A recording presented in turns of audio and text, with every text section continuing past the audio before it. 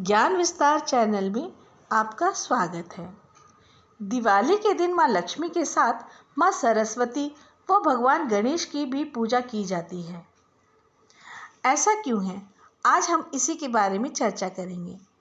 कार्तिक मास की अमावस्या को जब हम दिवाली की पूजा करते हैं तो उसमें माँ लक्ष्मी की पूजा मुख्य रूप से की जाती है, ताकि हमारे परिवार में कभी धन वैभव की कमी ना हो।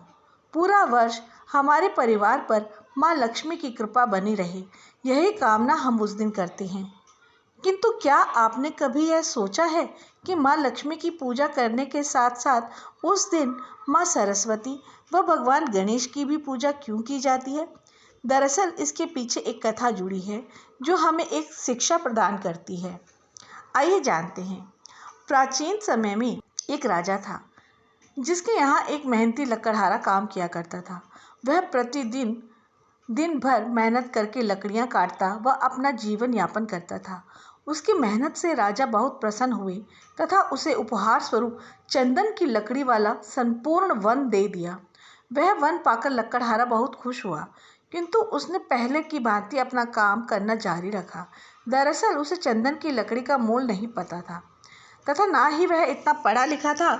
जिस प्रकार वह पहले लकड़ियों को काटकर फिर उन्हें जलाकर अपना भोजन बनाया करता था, उसी प्रकार वह अब भी किया करता था। अब वह प्रतिदिन चंदन की लकड़ियां काटता व उन्हें जलाकर अपना भोजन बनाता था। चंदन की लकड़ियां जलने से उससे जो सुगंध आती थी, वह उसी को उपहार मानकर खुश हो जाया करता था। जब राजा को अपने गुप्तचरों के माध्यम से इस बात का पता चला तो वे बहुत आश्चर्यचकित हुए। तब उन्हें ज्ञान हुआ कि धन की महत्ता तभी है जब व्यक्ति के पास ज्ञान व बुद्धि भी हो। यदि मनुष्य के पास ज्ञान या बुद्धि का अभाव है तो उस धन का कोई लाभ नहीं है, जैसा कि उस लकड़हारे के साथ हो रहा था। तो इस कथा से हमें यह शिक्षा मिलती है कि माता लक्ष्मी भी वहीं निवास करती हैं जहां माता सरस्वती व भगवान गणेश का वास होता है। चूंकि माँ सरस्वती विद्या की देवी हैं, तो सर्वप्रथम हमारे अंदर विद्या का होना अति आवश्यक है। इसी के साथ भगवान गणेश बुद्धि के प्रतीक है, जो विद्या से आती है।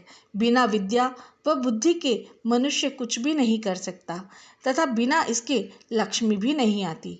इसीलिए जब भी दिवाली आती है, हम माता लक्ष्मी के साथ साथ माँ सरस्वती व भगवान गणेश की पूजा भी करते हैं, क्योंकि यदि इनकी पूजा नहीं की गई तो माँ लक्ष्मी की पूजा करने का कोई औचित्य नहीं है। आपको यह जानकारी कैसी लगी, कमेंट बॉक्स में अवश्य बताएं।